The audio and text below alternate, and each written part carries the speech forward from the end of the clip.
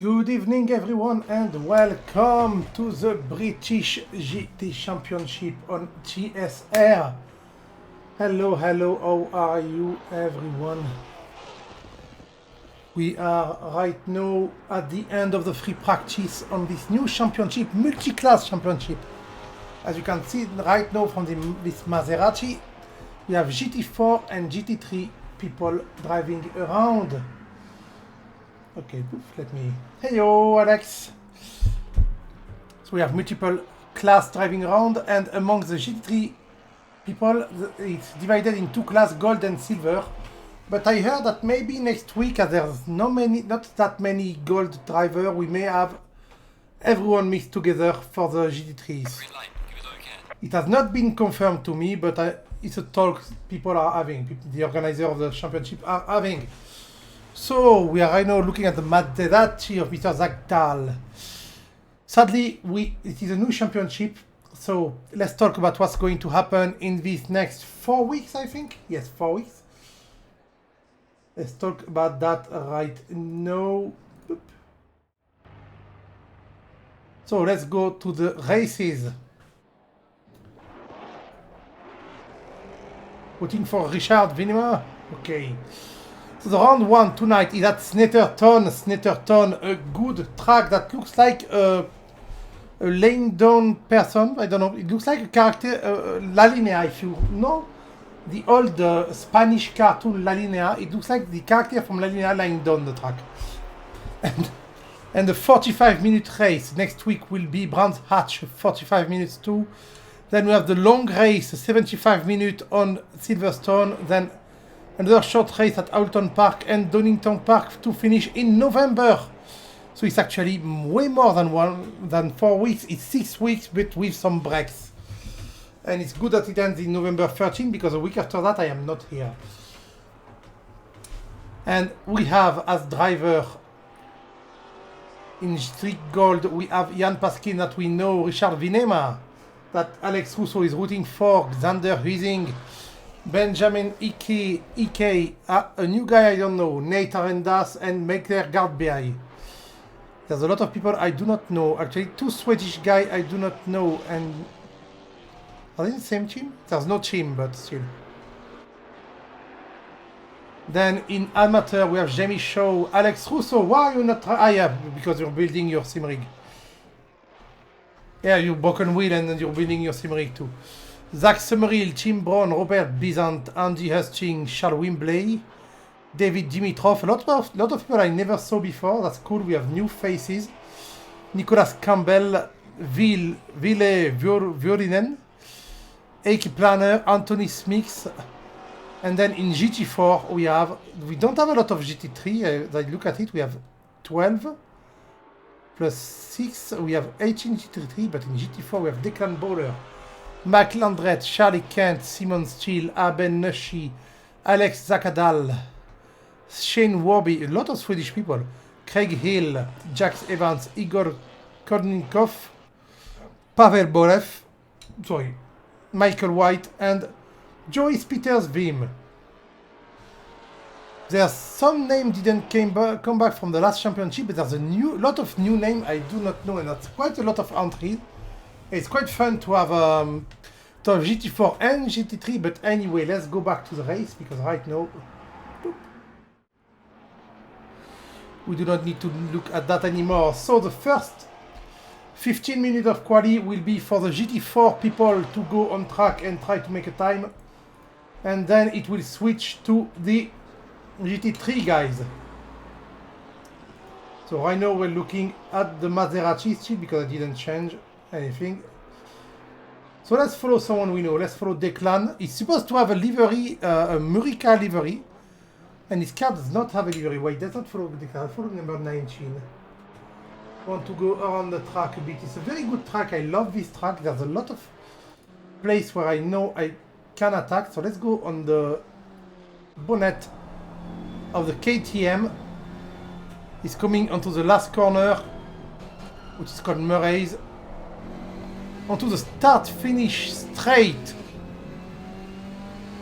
Start-finish straight that is not straight. There's a little bit of a thing. Then you arrive at the first corner called Richie's, apparently, with a weird tree on the left normally, yes.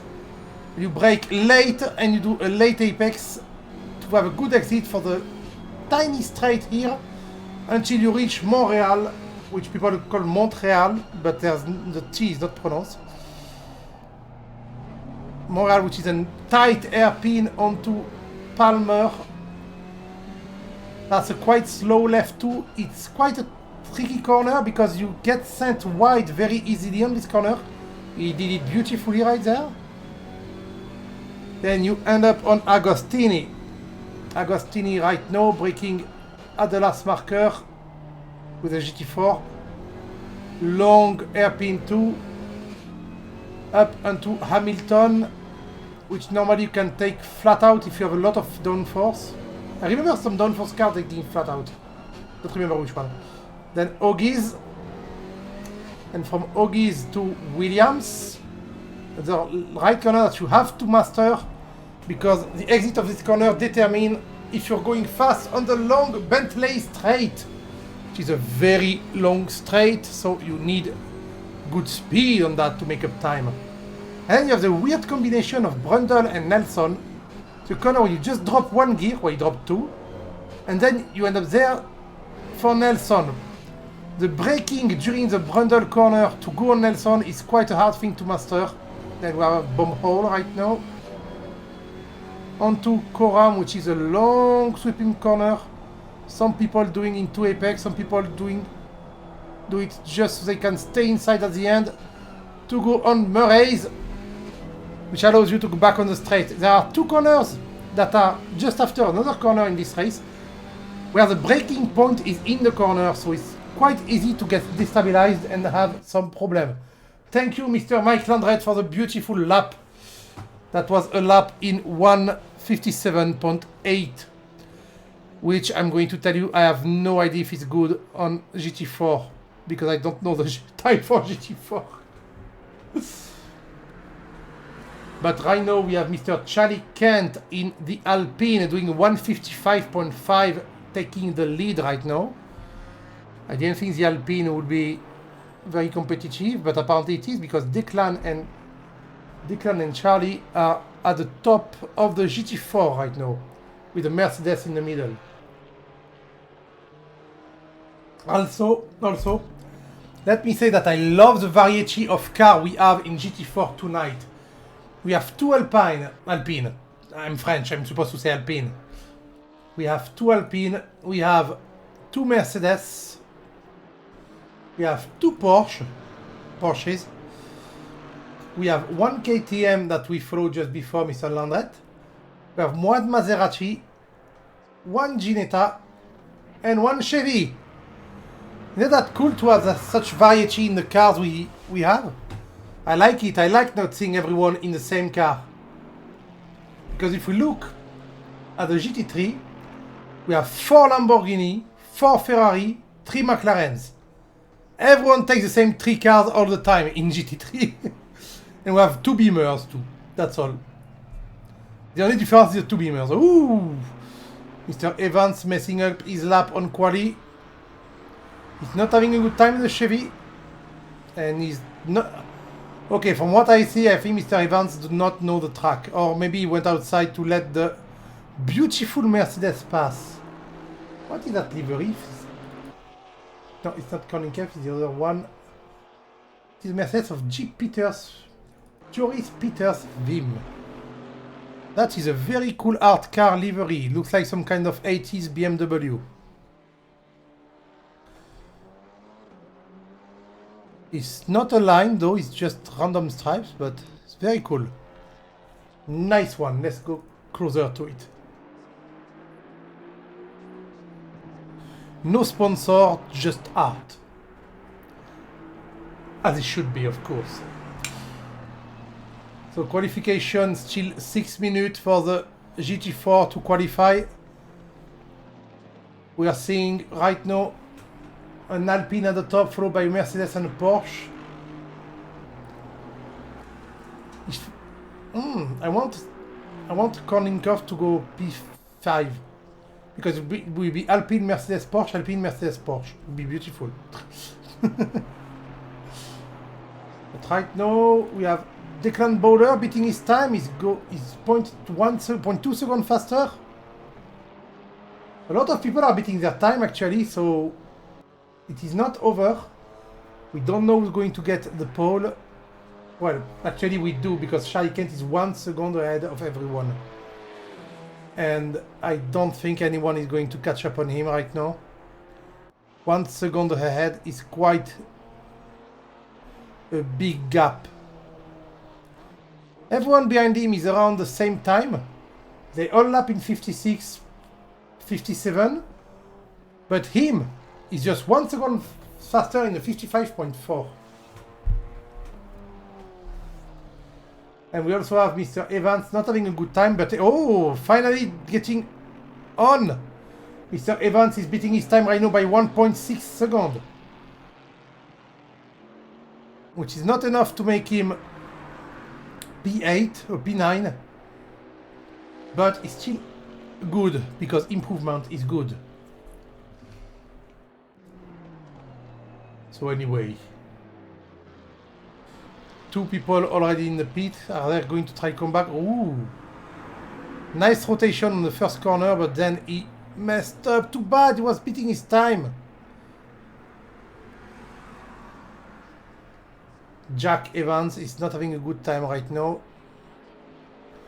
It really seems that the what I said earlier, braking in the corner for you have 2 corner braking at Brundle and Coram. And it seems that it is a thing that destabilizes him. Not too shelly there, a bit late. So he had to brake at the end of the corner. But apart from that, I'm not going to watch him fail. It would be a mean thing if he crashes again. We're going to watch Mr. Peter Wims, because he's in a good position to actually get in the sub 56 right now, and no, not anymore, okay. He lost the edge he's had on his best lap. He is still trying, 3 minutes from the end of qualification, because for people who just joined, I shall remind that GT4 are qualifying for the first 50 minutes, and then we're having GT3 during the qualification. GT3 cars are normally around 10 seconds faster on track, so they should lap in 46, 47. Because right now, I don't know if we're going to see another dominated championship like we saw last Monday season, with someone finishing first every race, but Charlie Kent right now is really faster than anyone else on GT4. We see my favorite car just in front by Craig Hill. The Ginetta is my favorite car of them all. It's a beautiful car. It's a purebred racer. Oh. Sorry, drinking a bit. It's quite sad because I see some people improve their lap, but before the end of the lap they all lose their advantage, and finally they don't improve. Like right now, Mr. Zakdal was 0.5 seconds ahead on his lap, and just in this corner before he lost 0.5 seconds. So he's not any invalidated its time right now. I have to be careful about track limits. Yeah, no, that's not the track. I'm not going to look at Jack Evans because he's... Oh, Jack Evans made a better lap, 2 minutes 00. Still not enough to catch back up and get P9, but it doesn't mean anything. If he's consistent and don't crash and just chill during the race, he has 45 minutes. 45 minutes is a good enough time. I didn't check. Is there a mandatory pit stop? Hey. We'll check when the race starts. We will be able to see.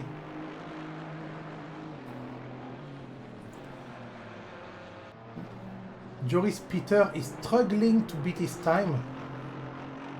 He did a 56.362, so he beat his previous time by 0.04 seconds.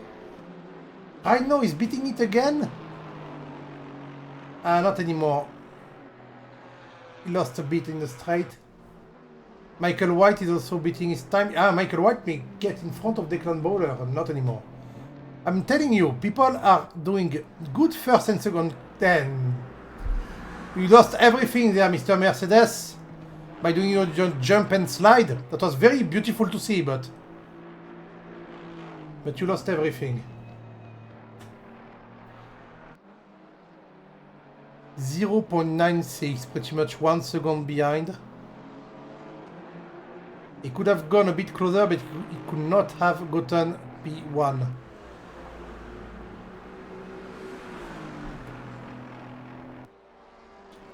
Charlie Kent is a really good driver. And I think he's consistent. Yeah, he is consistent when in a race. So if he doesn't mess up, he may actually just get an easy win if he's 1 second faster than everyone. Declan Bowler got the P3 back, by the way. 156.8. We have 3 people in the 56. Everyone in the 57 and 1 in the 2 minute 00 and 1 in the 55. I have to say that even if we don't see fight for the top of the GT4, we will see fight in the middle of the grid because the gap between P4 and P8 is 0.4 seconds. So people have the same lap time. So that would be interesting to see. But the GT3 are out. No, Nate Arendas, we're watching right now in his Beamer. Dutch Post. Beamer sponsored by... It looks like some kind of GTM livery. Wasn't there an old GTT with a livery with a Dutch Post on it? In DTM? I think so. I'm talking back in the day. I'm talking in the early 2000 or something. So Nate Arendas in the Beamer. He's the first one on track, I think. No, he's not the first one.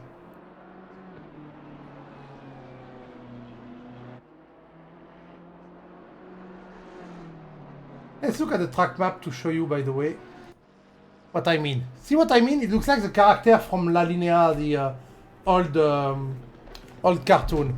If you know the old cartoon La Linea, to me it looks like that. Anyway, the GT3 starting its lap. Oop. Right now, first corner. Let's go on board the GT3. Well, I have the livery mod, mate. The livery mod is updated. Ooh, a lot of signs on the ground. Wait a minute. Let me show you, mate.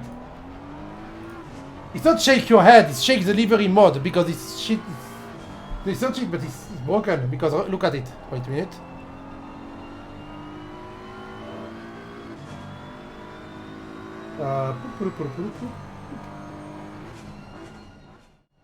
See? Everything is synced. I have everyone. I have everyone except I don't have any livery. I do have some. Some are working, so...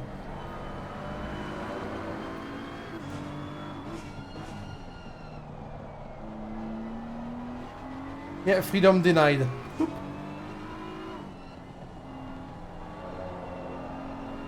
And let's go back to race. Oop. So we are on board with Nate Arendas right now.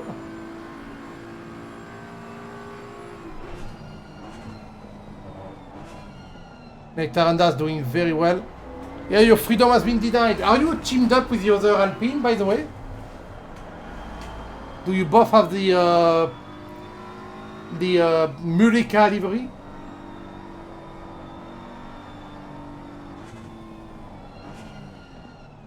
That is way faster when you're on board on GT3 cars. So the lap time I said should be a 46, and we're getting a 47. 47.4 for Nate Arendas, the first guy to do an actual lap. Followed, 46.5 for Guard By. Starting to see lap time popping. 10 minutes left on qualification.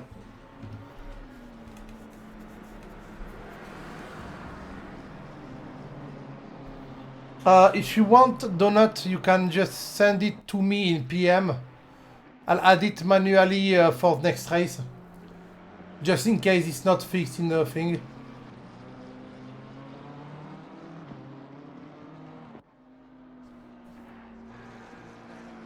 Yeah, send it to me in DM. I won't have it for tonight, but I will have it for next time.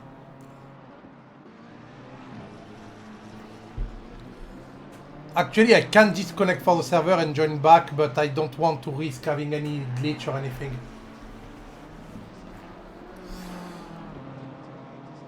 So we have only...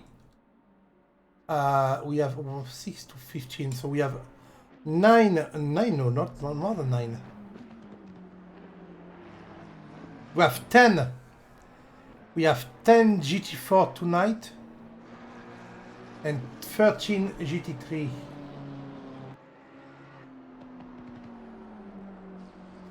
Whee! We're looking at Netherlands, Richard Venema, which is the guy Alex Rousseau is cheering on. Right now, he did a 1:47.6. So the GT3, the GT4 car are apparently 8 seconds slower. Well, 8.8, 9 seconds slower, and the other are 10 seconds. That's what I said before, there's usually 10 seconds between GT3 and 5 seconds per minute. Per lap minute. So if they make the lap in 1 minute 50, which is around 2 minutes, other car should be 10 seconds faster. Richard Venema right now. We're looking at him go into Montreal.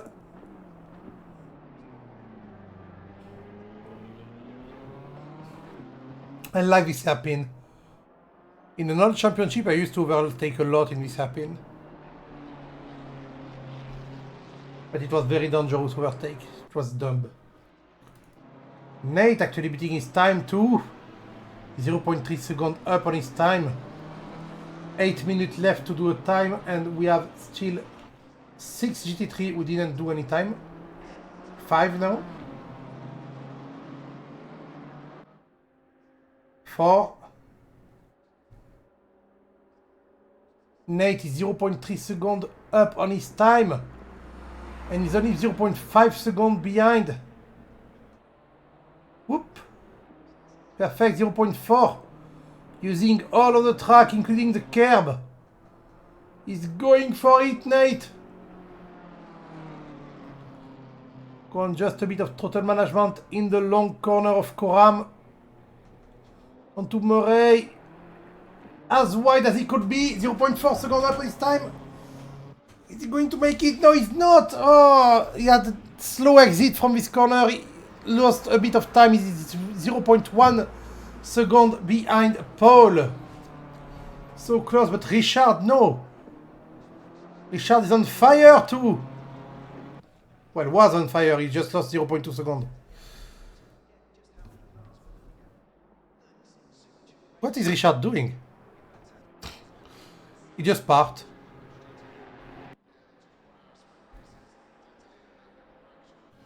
And Benjamin Ike just Eck. Mr. Eck. I say Ike, but it's Eck. Mr. Eck just did a 1:46.190, a newcomer, a guy I never saw before. To be fair, I don't think Gardby I saw before. I don't remember that name. So we have new fast boys, but look at the time of for P1 to 5. 0.6 seconds of a gap between all of them. That will be good. The Billard car.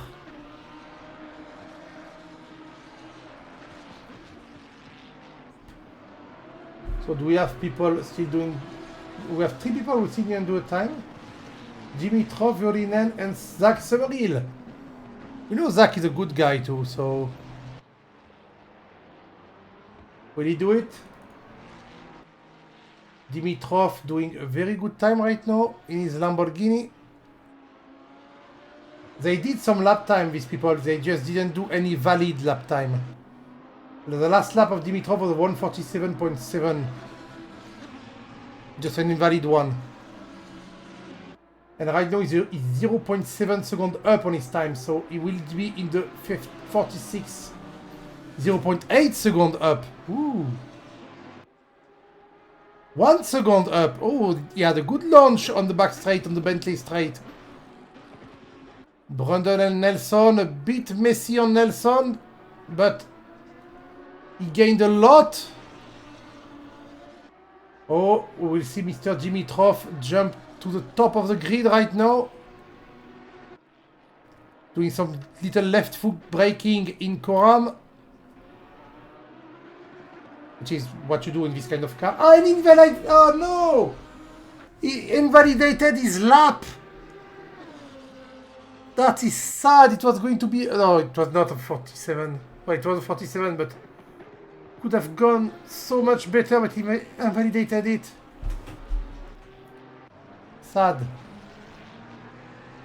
EK in the 45. No, Mr. Eck. Mr. Eck in the 45. 0.2 seconds in front of Guard B. Guard by or Guard B? I don't know. The Eclipse Racing Esport livery. Ooh! Four-wheel drifting there, Lamborghini. Going sideways. He's right on the edge and he's not... He's... Oh! Yeah, he tried a bit too hard. I said it before. Brundle and the end of Coram are two corners where you have to brake during the corner. And you have to get it right or you lose a bit of control. The Lamborghini is really good to control. It's very stable, but when you lose it, you lose it. So he won't beat his lap time this lap. 3 minutes 40 left, still some time to do something good. The more he laps, the less he has fuel, so the lighter the car is, and if the tires are fine, he can send it even harder. Dimitrov still didn't do a bad lap, but he can do some good time, but let's check at Dimitrov. He just finished, and invalid again! He invalidates his lap every lap on Murray's. And he's getting mad, I think he stopped. Every lap on Murray, he invalidated the time, and now he has to go out very quick, yes, right now. 3 minutes left. He just has one lap. His last chance. I think the game makes him start in front of the GT4 anyway, right? I mean, if he starts behind the GT4, he's just... Ooh! Right in front of the Beamer. Ah, it's moving again. He let the Beamer pass. Yes, the TSR of Richard Venema pass. Richard Venema is not having a good lap anyway. It's already invalid. How did he invalidate the lap when it just started? I have no clue. It seems like Mr. Eck is happy with his 45.9. He's staying in the pit right now. While Gardby still wants to get back the Swedish boy. Why do you pick the KTM? Mate! Because we have variety on track. I love it. There's almost... There's only twice the same car in GT4. Everyone has different cars. It's so good. And you say, why did you pick that? But look at Evans, poor guy, in the Chevy.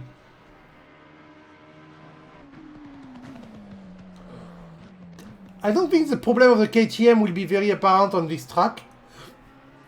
If I remember well, the KTM is just has a very slow top speed. Like it tops at 220 or 230 or something. Maybe 240, I don't know. Oh, is that a Ginetta? Maybe I'm mixing them up with a Ginetta.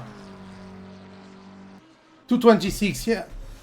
I know one of them, two of them have very low top speed, so in this track it's not important because Bentley straight and the long straight are are not straight long enough and with a launch good enough to get a very, very good top speed.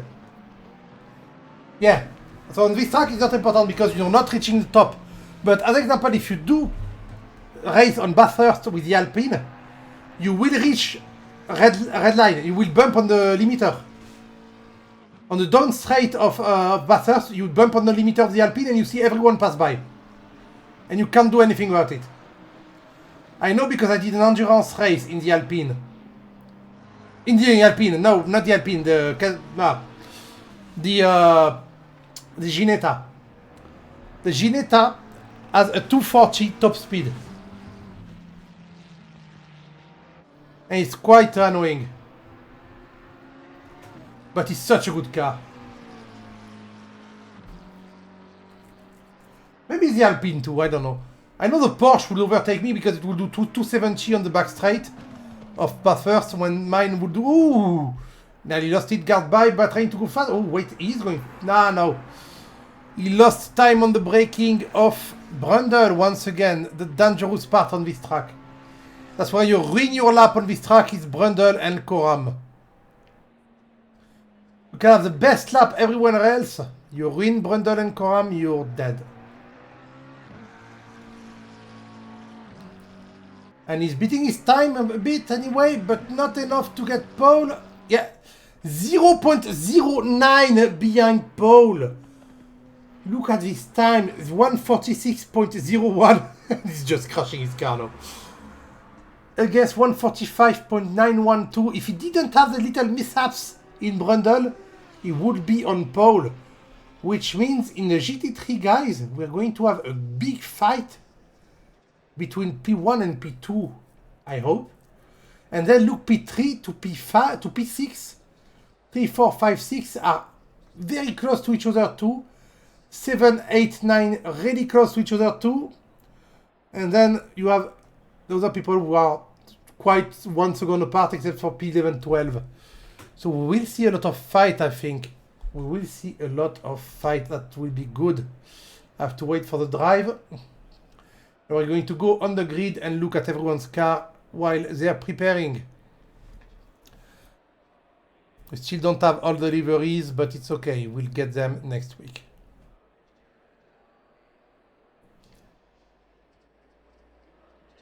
Okay, I should be able to test drive now. I should be able to watch the car now. Oh, I can't, okay. A blank. I can't, okay. Well, let's go like that. Poof, too bad. In first position, we have Benjamin Eck with a 51 weird livery of... what does he have around the windscreen? That's Pebbles, okay, weird. Livery of the Lamborghini in second position, very close. We have Mr. Gardby in McLaren number 221 with some Oreo on it, okay? Some biscuits everywhere. Then in P3 we have the Dutch Post BMW of Mr. Arendas. And in P4 we have Xander Huizing in a Ferrari, a red Ferrari, number 69, nice. Richard Vinema, the TSR guy, in P5 in the number 3 Beamer. That concludes the gold driver. Then we pass to the silver driver, Ike Planner in the black 63 Lamborghini. Then we have Andy Husting in a Gulf-colored Ferrari number 33. Then Zach Summerhill in his usual 22 McLaren. Then Dimitrov in his 59 Lamborghini. Then Jamie Shaw in his number 4 Lamborghini. Full carbon. Carbon and sponsor. Then Ville Vuorinen in a black carbon Ferrari 222. I think I just don't have the livery. Then we have Anthony Smith in a 976 Ferrari. And to conclude with the GT3 guys, we have Tim Brown in a McLaren without any number. Number 444, but it doesn't have a number on it. Then in the GT4, we have the Alpine of Mr.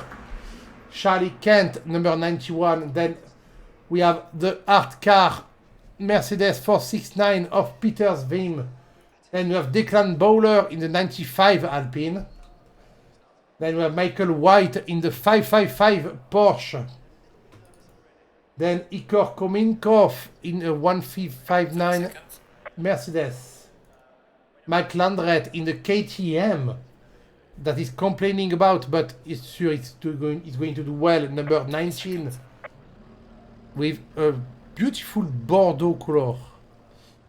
In 21 we have Craig Hill in the best car ever, the Ginetta number 888.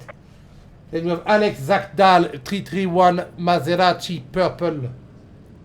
And to conclude, we have Jack Evans in the American car, the Chevy number 182 with a gold livery. That concludes everyone we have on track right now. I can finally press drive. So that's a full lap for quali for someone span at the back.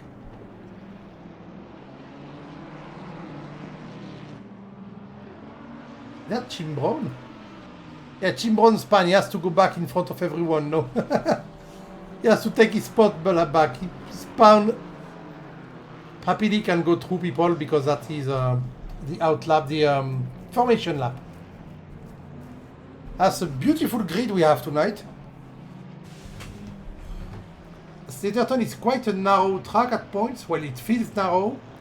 And 23 cars on track with blue flags and everything will be quite a challenge. That will be interesting to see.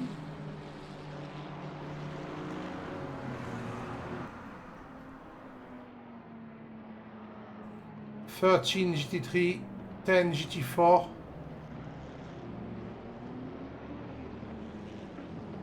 They will overtake the GT4 every 12 laps. 45 minutes, no mandatory speed stop.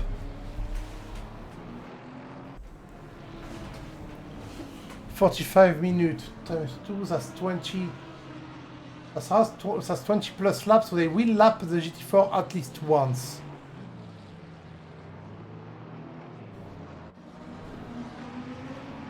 They will lap the GT4 at least once. Let's look at the front of the grid.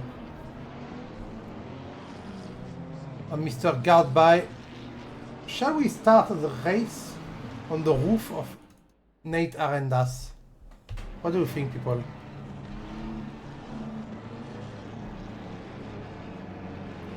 can see there he has a little British flag and taxi on the top of his car. But I need to actually... Yeah, there we go, we're flat. We need to start the race there because Gatsby and Eck in front got by. I keep saying Gatsby because Gatsby. They're right now in bomb hole. Switching all to side by side. Well, come on, get information, people.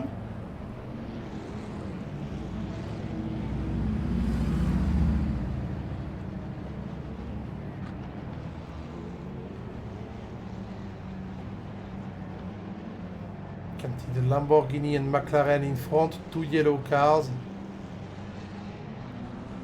Last corner into Murray's. It is the last straight, everyone behind.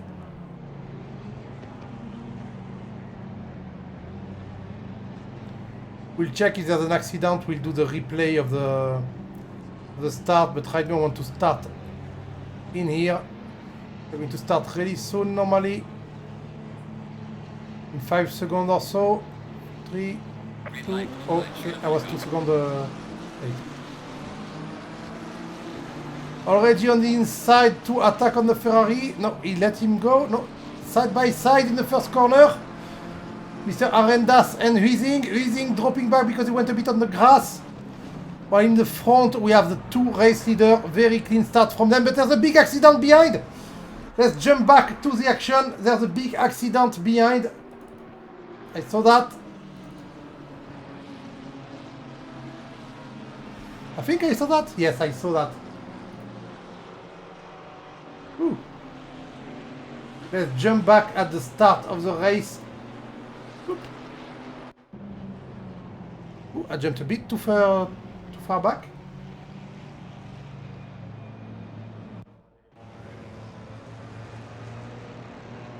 Let's jump at the back of the pack so we can see what happens.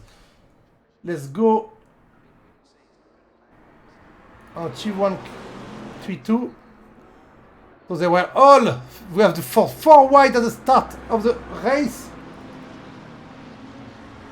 The GT4 were fine, a bit of contact but nothing big. But in the back straight there, oh, look at that, that was, oh, that was a big crash, everyone going everywhere. So we will see some car in the pit, I think, really soon. We have a drive-through already for Mr. Brown. Meanwhile, Mr. Eck is staying in front. Eck is right now already 0.8 seconds in front of Gardby, but Gardby is just behind, not far away. We have, of course, a lot of people close to each other. Huizing and Arendas are fighting. They're really close to each other at the end of the first lap. In the GT4, Verne, Kent, we had a lot of switch in the GT4. The Alpine lost the first race, the first place. I think because the accident at the beginning, we saw a lot of switcheroo. And the Alpine trying very hard right now. Trying on the outside while Brown, well, Vim is trying to defend from the attack of Kent. Why is the ranking on the left wrong?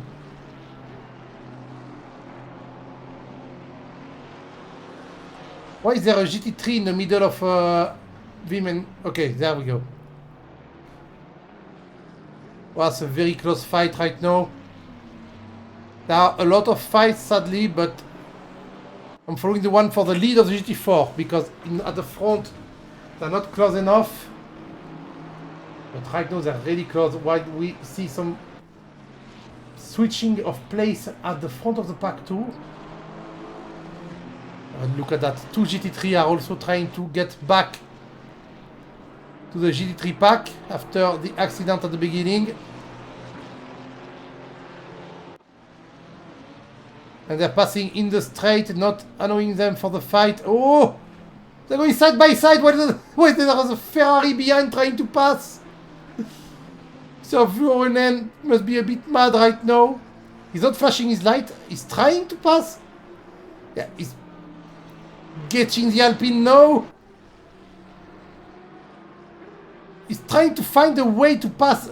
Oh, that was a bit rude there. He just pushed the GT4 leader out of the track. That was a bit rude. He should have waited for this straight. He had just two corners to wait. Well, at the front. Oh! What happened there? Zach Summary, what happened to you? Show me. So we are at the start-finish straight, going into reaches. Mr. Summerhill is doing fine. In front of him there's a lot of cars, but once they reach here... Oh, there was a Ferrari punching. Ooh, and ooh. He couldn't brake in time and he punted the Lamborghini. And then went back. Just a little incident between this Ferrari and Lamborghini. Ali, I don't know the livery of everyone yet, so I can't recognize them by name. It was not Dimitrov, it was Planner. It was Planner and Huizing actually. Huizing lost a lot of place. Did he? No. He did not, sorry. No, he did. He did after the first lap. We saw him fight a lot with Arendas and now he's back in P8. I don't think he's having a good time.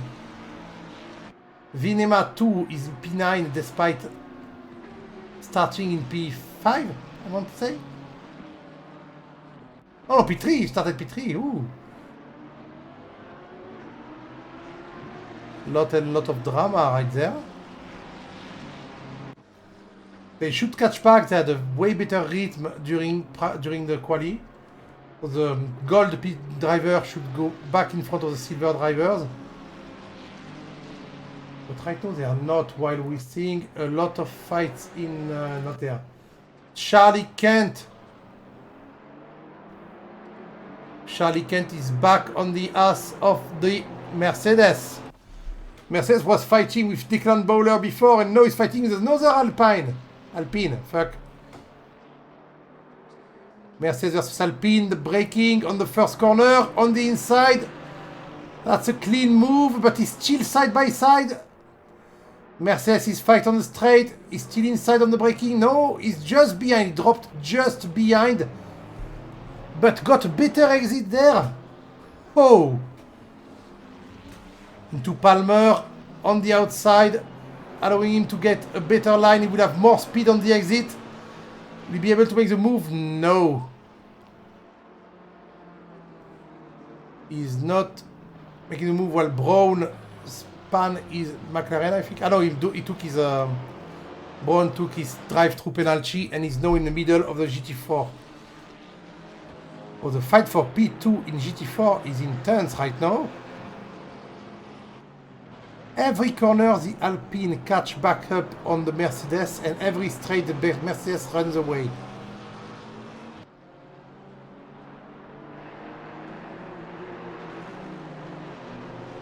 Must be very, very frustrating for Mr. Kent to not be able to do anything. We have a fight here, Ike Planner, we have Summerhill. Ooh! Trying to go on the outside, around the... Oh, that was risky there! Very risky to try to shove your car on the outside on the first corner, and he's trying to shove it on the inside on the hairpin. On Montreal. But no, he doesn't make the move. We have fights everywhere. I can't make the move. But we still have fight for the podium in GT4. Charlie is very close and he's trying to go on the outside. He's trying to follow the GT3. I tried to follow GT3 and he couldn't, and the Mercedes had to slow down to let the GT3 pass. Charlie tried to take advantage of that to pass Peter Zwim, but no, he can't. He stays on the outside on the hairpin on Montreal. That's quite insane. He's really close to attack. Peter Zwim is going to take the race leader of the GT4 in this straight? No? That was very weird. What the fuck is happening there? That McLaren couldn't find a way to pass, and well, the Alpine tried to leave him the inside lane. So Bowler tried to leave the inside lane to Brown, but Brown stays on the outside behind Bowler. That was very weird. And meanwhile, he's going to be back in the fight between between Kent and Peter Zwim. Okay, overtook the both. Peter Zwim had to defend once again there. Okay, let him pass. Okay, that is done. Finally. Sadly, Declan Bowler lost a lot of pace because of that. And now, oh, and now the three race leaders in GT4 are neck and neck. It's a really close fight in GT4. In GT3, I'm checking, and Gadby and Eck are still really close to each other, but not close enough. When right now we can see right there, you know what? Woo! Beautiful jump. And they're going 3 wide. He doesn't know where to go. Well, the Mercedes is trying to get P1. They're going to buff overtake Kent. No, they're side by side with Kent. With Bowler, sorry. But Bowler get back in front. Okay, I'm sorry, but... Oh, fuck. We have to get there. We have to get in the action. P1, 2, 3 in GT4 fighting like crazy. We have to see that from inside. Look at him. Every corner he catches up on the Mercedes. Yeah, me too. And every corner he catches up on the Mercedes, and every straight he gets dropped. While the Mercedes is catching up on Declan Bowler in the other Alpine. I'm saying the Mercedes because Peter's Vim is very hard for me to say. We're reaching Brundle. Brundle is a hard corner, we know that. Ooh, went wide there, the Mr. Bowler.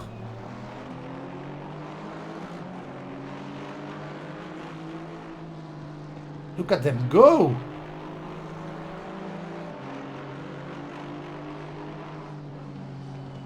He's going wide, he's going to try to plunge inside. No. Yes. But yeah, once again, he's being slowed down by the Mercedes. He can't pass the big pink ass. And with a side by side on the straight, Mercedes has a bit of a sideway action, so he lost a bit of speed. But no, he's gaining it back because Mercedes is a big dragster compared to him. Really close in the first corner, side by side, and he has to drop back. Right now, he can't stay side by side. No, he can't. Nice defense by Peter's Vim. Oh, he dropped back a bit. Okay, look at that. Look at how close he is.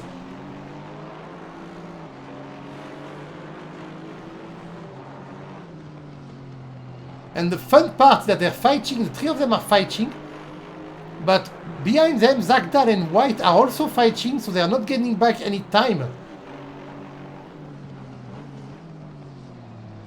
Oh, the Mercedes messed up! Side by side again! And no, he can't make it! That's so annoying! I must be so frustrated. Oh, Mercedes lost a little bit, but once again it's at the entry of the corner. That nice defensive line for the Mercedes there. Peter's Vim trying to keep the ass of the Mercedes in check. The AMG loves to go sideways. Oh!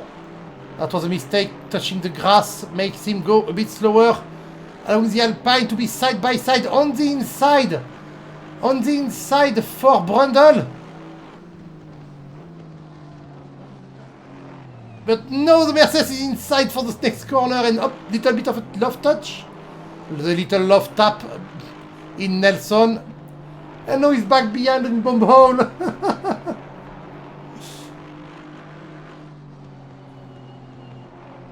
That's not a fight, that's a full-on war right there. Oh, nice line. Mercedes went a bit too far in defensive. The Alpine got a last nice line. He's just behind. He's trying to shove his car on the inside. He's doing it. Oh, that may be the move. That may be a little tap. Oh, no. Once again, no. What the fuck? They can't be fighting like that for the next 30 minutes. Come on. Let's jump a bit to see what's happening in the GT3. In the GT3, as we can see, P1 and P2 got a bit of a gap. Xander dropped. He's still in 9th position. He can't pass. He's overtaking some GT4 right now. We have no other fight going. Michael White and Zach Dahl are also fighting in P4 and 5 of the GT4.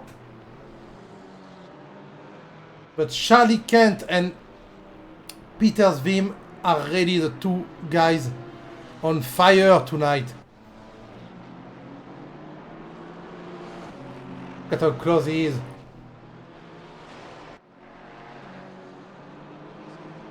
Will he make the move at one point? I'm really surprised they didn't crash because they had a lot of contact, but it was very tamed contact.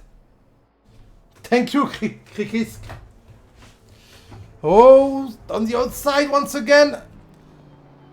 And he can't make it. You have to try to shove your car on the outside of the first corner in Brundle to be in on the inside of Nelson.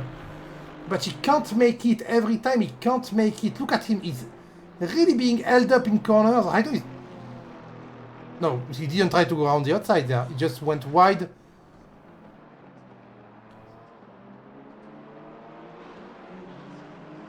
That is such a fight for P2 and 3.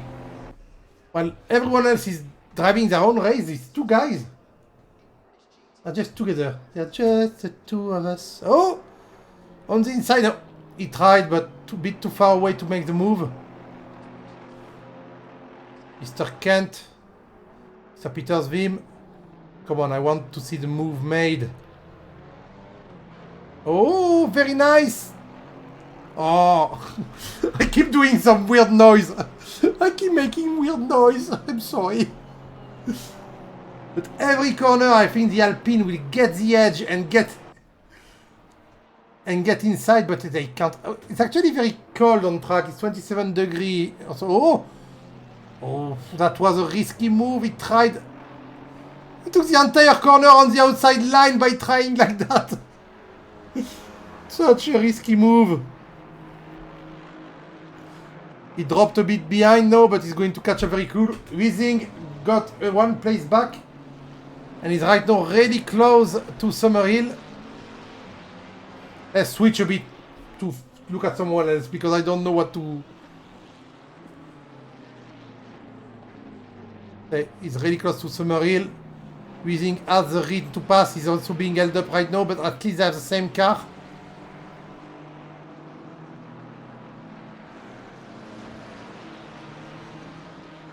Weezing, we know it. He started in P4, 3, something like that. So he must be good to go. Zach Summerhill is a bit of a slower driver on this track right now. Summerhill is a good driver. We saw him a lot during the other championships. But right now, Weezing is faster.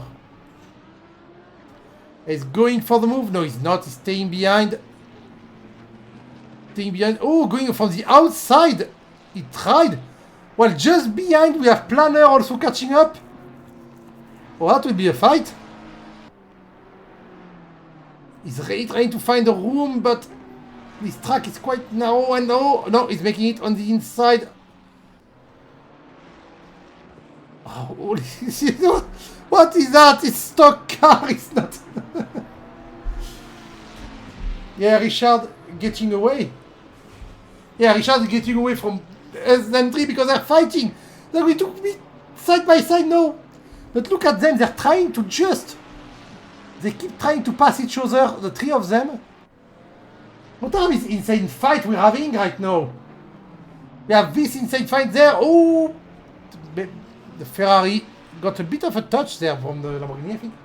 And we have this inside fight there. They're being overtaken by the race leader. Oh, race leader and P2 are now close to each other because of the trying to overtake Charlie Kent. They're really close now.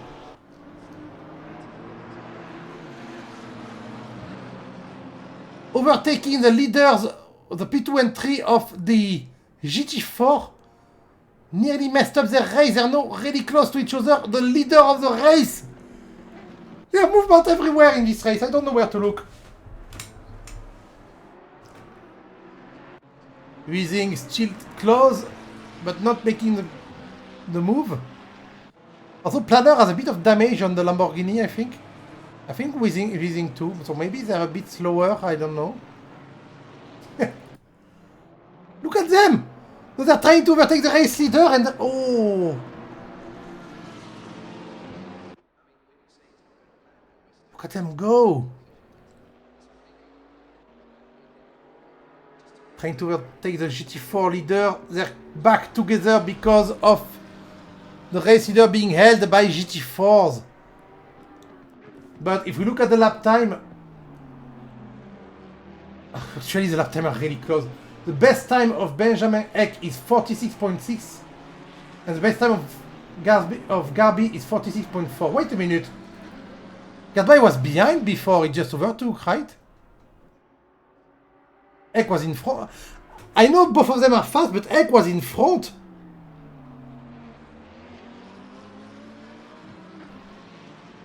I mixed them up together and I thought Garby didn't lose his first place, but actually Eck lost his place.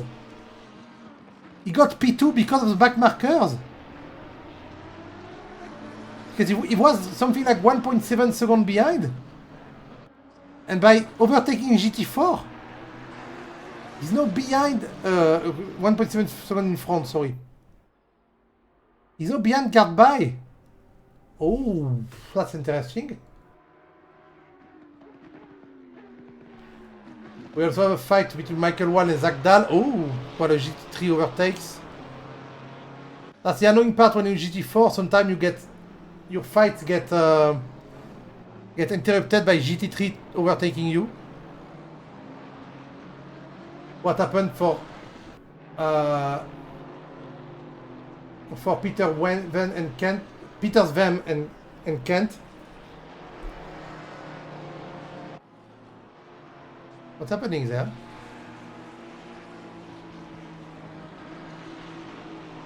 Why did everyone gain a place? Oh, we lost 2 drivers. We lost 2 drivers, but we lost 2 GT3, okay? Meanwhile, they're still really close together. I don't know who we lost, but we lost some GT3. I hope they didn't have any big problem.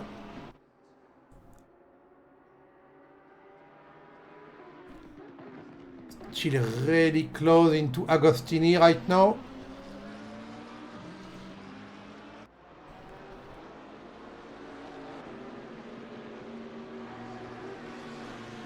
Ooh, Benjamin, I'm nearly losing it. Benjamin is a bit... I think he's a bit under stress. He wants the first place and he's pushing it to the limit. And the car is telling him no. 22 minutes to go. We've passed the halfway mark of the race. Everything can still happen. We're going to have a lot of fight at the top, as I said at the beginning. Top of GT4 and top of GT3. We're getting fights. That's cool. And look who's back together. While Vinima overtakes them, you have Kent and Peter Vim once again fighting together and going on the inside there. No, you have to go on the outside of this corner, Kent. Because if you go to the inside, then you're on the outside there.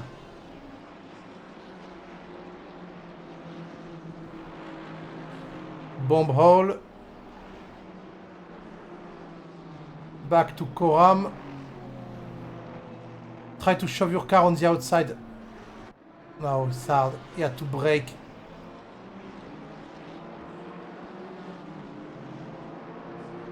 And they're nearly side by side, but once again the Mercedes will stay in front, I think. Mercedes is in a good position. Oh! Still side by side, contact!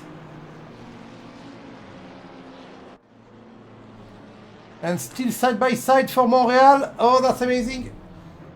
Well, there's Summerhill behind, trying to overtake because he doesn't want to be overtaken by Huizing. You have Huizing, Summerhill fighting while while Kent and Peter Vance are fighting too. And there's also the Lamborghini of Planner just behind. So their fight got interrupted by GT3 passing.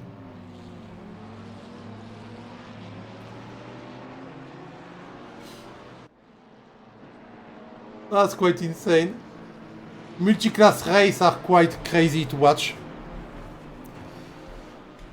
Meanwhile, at the front, Eck lost a bit of room. Oh no, he's back. He was at 0.7, he's back to 0.4, so he may have... Melker Gardby made a mistake at the front. He invalidated his lap. He's a bit slower. I know they're really close together. The race leader. For once, we can see race leaders having trouble in his championship, and it's good. Their lap time are the same, exactly the same. Ooh, that was a big hoof. Going lawn mowing. I know Lamborghini makes tractor, but that's not a reason to try and go make some farming. So he dropped 1.2 seconds behind. Well, guess what? Oh, he's in front! He's in front right now! There's a GT3 overtaking them, but it passed! Charlie Kent passed Peter Wim and we missed it, so we're going to go 30 seconds behind. He was behind. Coming onto Coram. He stayed right, very tight on the inside. And then made a little switcheroo. And the switcheroo worked on the last corner on Murray's. The switcheroo worked while there's the poor Ferrari trying to pass. Congratulations, Mr. Charlie Kent. He's now finally in front of Peter Wim after a 10-minute or more fight. But no, he's being attacked. Oh, nice drift. Yeah, the Mercedes of Joris is not happy with that spot and he's drifting because he's pushing the throttle just a bit too hard to try and get the edge on the Alpine. But that's not working right now. So we have a podium Alpine for the GT4. 1 and 2 are Alpine right now. Zach Dahl and Michael White are also fighting again. They've been fighting for a while, but I didn't follow them because they were behind. But now that the fight at the top of the GT4 is quite gone, I kind of want to watch them. Maserati. First time I see someone take the Maserati in this game. I don't know if it's a good car or not. But Michael White is not a bad driver from what I see and he's having trouble catching up. I see the number 4 of James Shaw trying to overtake, and he will do it now because it is the back straight. Well, the longer start-finish straight. Oops, the Lamborghini is now in front. Maserati moving together the slipstream while the Porsche getting on the inside, but he's a bit too far away. Oh, he tried. Ooh, nice drift from the Maserati there.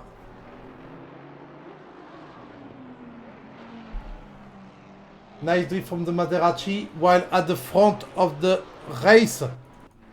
Benjamin Eck is back on guard. There's fights everywhere all the time. I couldn't even pause to see the rhythm of people if they were averaging their best lap and stuff like that because everyone's fighting. Look at them go. Ooh. Seems like the Lamborghini has good brakes.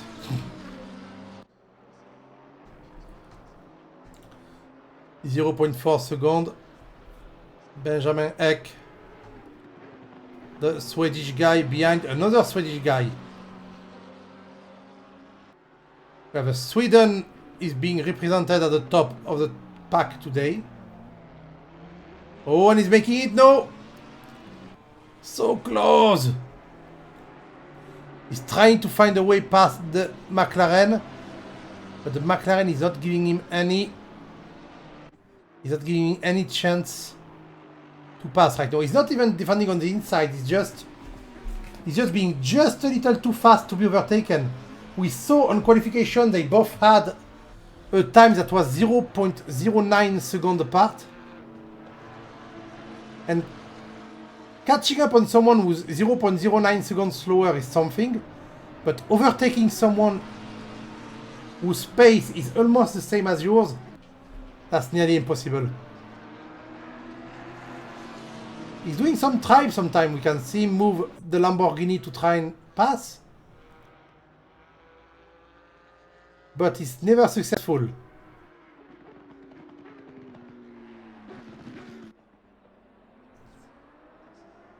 He can just wait for a mistake now.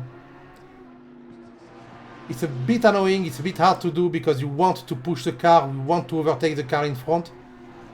But at one point the only thing you can do is apply pressure, stay right behind them and wait for them to do a mistake. Which is apparently not happening at all. Because Benjamin is 1 second behind. Oh, Michael White made the move. Let's go 30 seconds before to see it. Oh, they were already side by side. I didn't go far away. Far enough. Oh, that was close. There at Palmer. Going on to Agostini. Michael White was behind. He switched to the inside line. And gutting on the braking at Agostini. Clean move. Very clean overtake. Very well done, Mr. White. Very, very well done. And they're still together though. You overtook the Maserati, but Maserati is still just behind.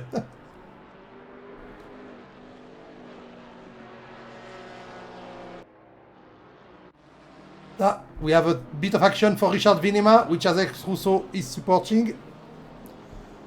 He's catching up on Husting in the Ferrari. Drive-through for Peter Zwim. Oh, sad.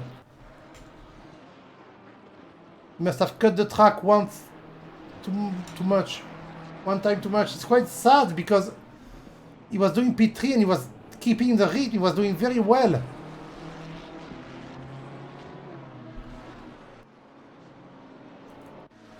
Benjamin Eck back on the ass of Gardby.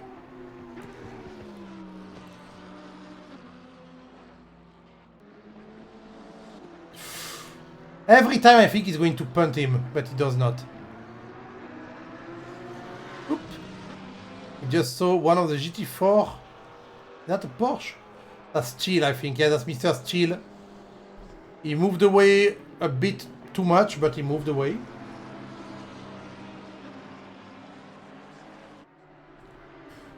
Ooh, there's less fight now, but to be fair, it's quite nice to be able to breathe a bit. Because... Ooh. Let's look at the rhythm of people. So the best lap of the two race leader is 147.092 and 147.000. What did I say when I say they had the same rhythm? They're 0.1 second apart, both of them.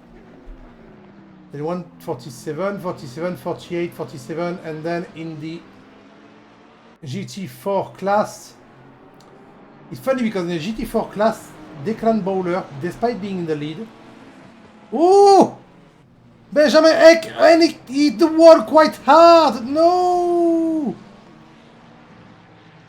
Sad, he was second place. He was nearly first and he lost control of the Lamborghini a bit too hard. Instead of applying pressure to the first position, he actually got a lot of pressure himself to try and pass and messed up. Guard B is now untouched. He's untouchable in 11 minutes if he doesn't mess up.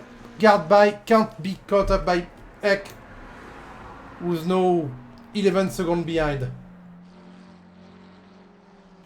He just has to bring it home. Quite sad, but once again... Oh, Charlie Kent... Oh! The two Alpine are fighting. The two teammates. Charlie Kent and Declan Bowler fighting together. While they're alone at the top because the Mercedes that was annoying them is back in P16 now, so P5 in GT4 because he had a drive-through penalty. Happy the drive-through penalty is not very long on this track. Takes like 20 seconds to complete. 18.2 seconds actually for Mr. Vim. It took him to complete.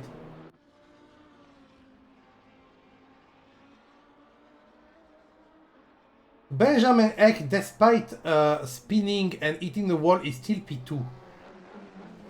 They were both so far ahead of everyone that despite his big spin, he's still in P2. That's impressive.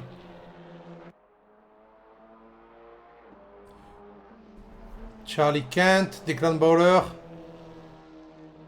Come on, punch your teammate. Take example on me and my teammate. We punch each other all the time.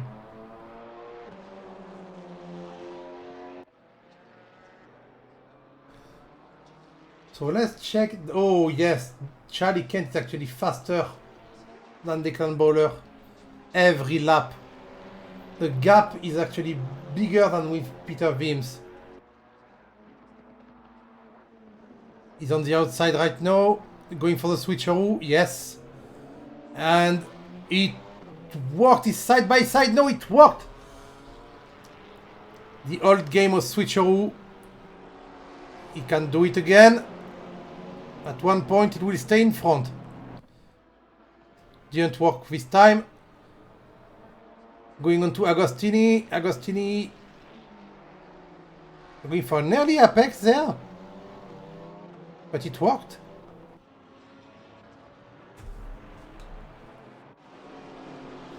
Ooh. Peter Wim just think he spun again?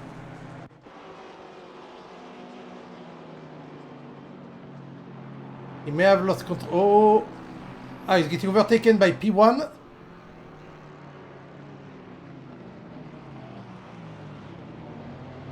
And he bumped P1! Holy fuck, he bumped P1! So he lost 2 places and bumped the race leader! Happy the race leader is still 6 seconds in front of Eck, but damn! That was an accident you didn't want to happen? Giving a little love tap to the race leader is not a thing you want to do.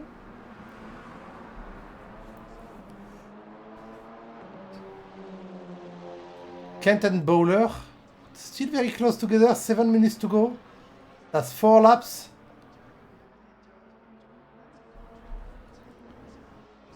Kent lapping just a tad faster than Bowler. On the outside, he's going to do the switcheroo again.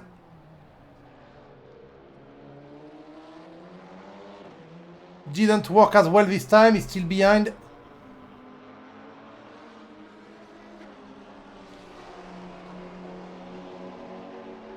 He's trying to switch.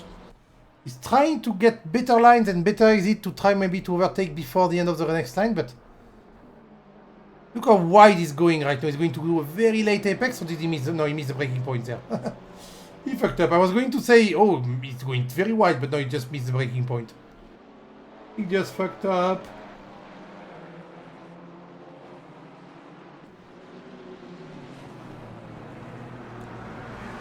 It's quite crazy that both Guardby and Eck got spun around, but they're still in P1 and 2.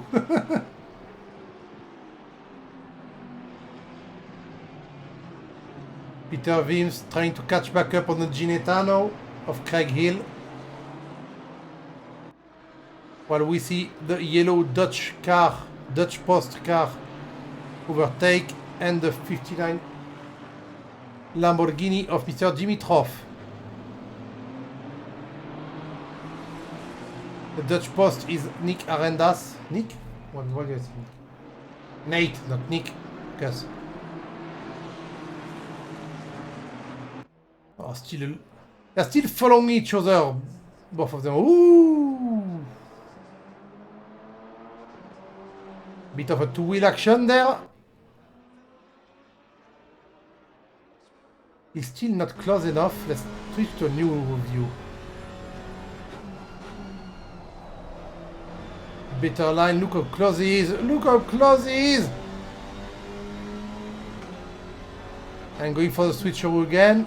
Over brake, get the apex later, and didn't work at all. Nice defense from Bowler.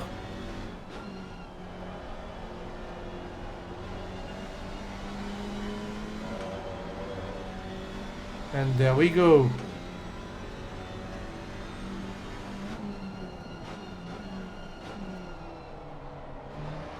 They both messed up the corner a bit there. That was weird lines from both of them.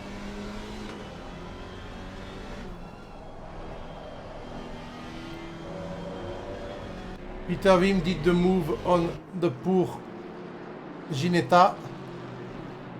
You want to see the move? Yeah, let's try. He was on the outside on the long start finish straight. Then Ginetta was on the inside. Well, we have Vinima behind trying to pass. And he made the move on the straight. Advantage of the Mercedes. While poor Vinima was trying to pass, he shoved himself in Montreal. Well, oh! Behind the blue Ferrari of... who was the blue Ferrari again? I don't remember.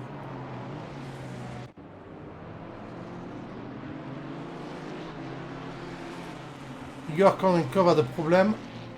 He dropped behind the other Mercedes already? The fuck?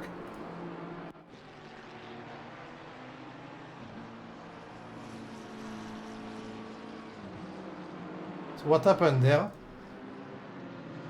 Got overtaken, yes. Oh, and he messed the entire racing line and he let... Oh... That was weird. By letting the GT3 pass, he messed up his line and he got a bit confused as to how fast he could go and just let the other Mercedes pass. Meanwhile,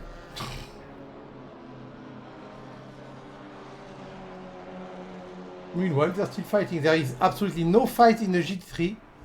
The GT4 are giving us quite a show tonight. I mean, we had a fight between Kent. It's Kent, actually. Kent is giving us a show. He's fighting everyone. He's here for blood. The race leader is catching up on him right now. Ooh.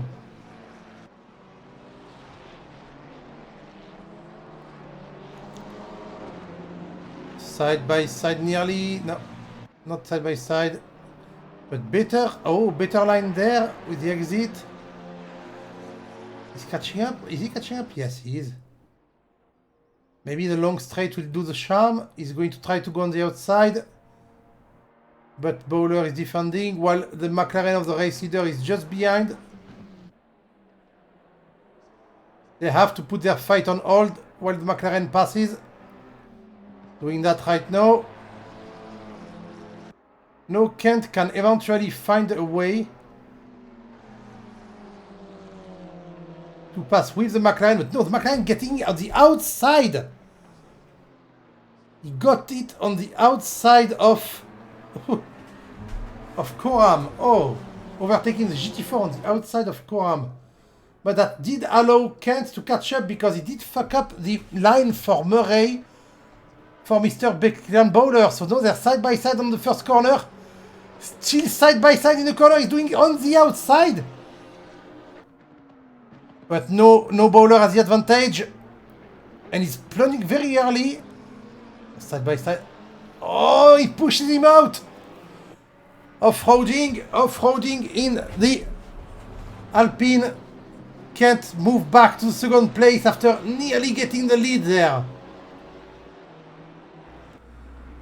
All because the race leader was catching up. Now we can see P2, Mr. Eck, Benjamin Eck, overtaking.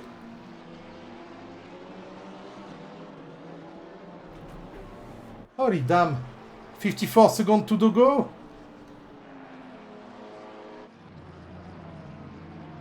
These two are also fighting. 54 seconds to go. That's not an easy win for Gardby. There was no easy win, except not even for Declan. He has to defend against his own teammate. There was no easy win tonight.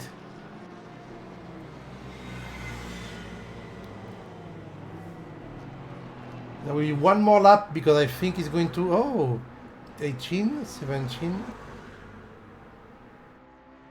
No, he's not. That is the last lap. That is the last lap. Gardby wins. What do I have a frame rate issues there?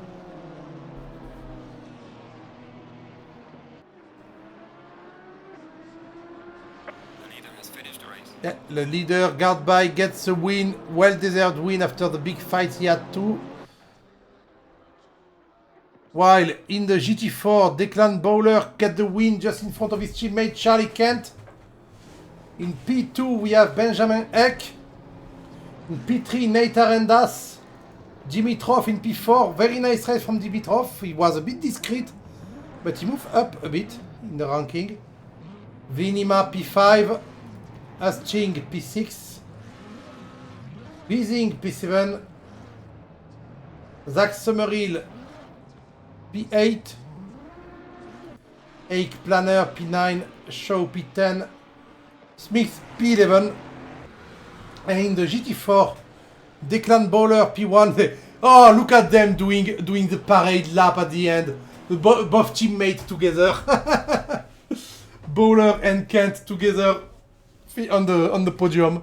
Oh, they must be shaking their hand. Oh yes, well done teammate, well done, yeah. Beautiful race. Michael White just behind in the little Porsche. Zach Dahl in the... Oh, nicely done, Zach Dahl in the Maserati P4. Peter Sveim after some bad luck in P5. Then we have Craig Hill in P6, Kornikov in P7, Landret P8, Steele P9, Evans P10, and then we have the two who gave up, Brown and Vuorinen, gave up 15 laps ago. That was a really cool race to watch.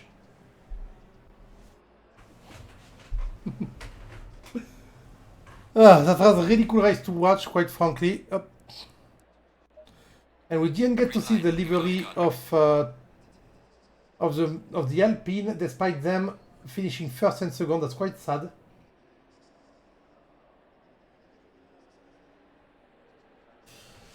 Anyway, there's no point looking at the ranking because it was the first race, so the ranking will be new right now.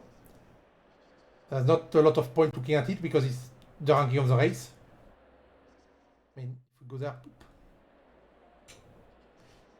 there, standing, we see that there's nothing because nobody had point yet. Also, there's only 6 people somehow. Oh, because it's GT3 gold. Overall GT3. I think there's no point in separating gold and silver because they're really close to each other.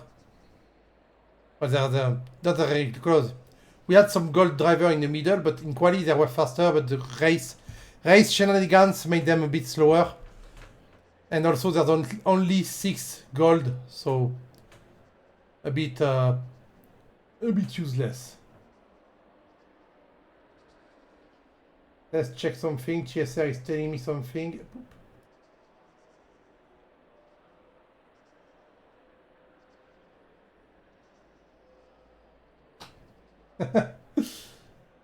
The guy who punted guard by just said sorry in Discord, but it's okay as we didn't see any problem.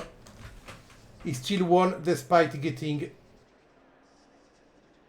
fucked. I'm sweaty.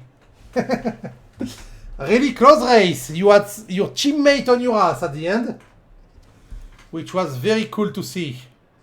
Very, very cool. Anyway, that was a very good race. Next week we are driving on Brands Hatch, which is also a track I love. It's a very good track. So we will drive on Brands Hatch next week, and we will see if the race leaders confirm or if it was just because they're good on this track. That's going to be a cool championship. We didn't miss any. We didn't miss out on any action there. There was action all around the race. And I hope it will be the same next week for Brands Hatch. On that note, I've been Gus the Blood. You can follow me on the Twitter and things that are written above. You can go on TSR if you want to join the championship. Myself, I'm going to stop right now, and I'm bidding you farewell, and I'll see you next week. So kisses, people. Boop.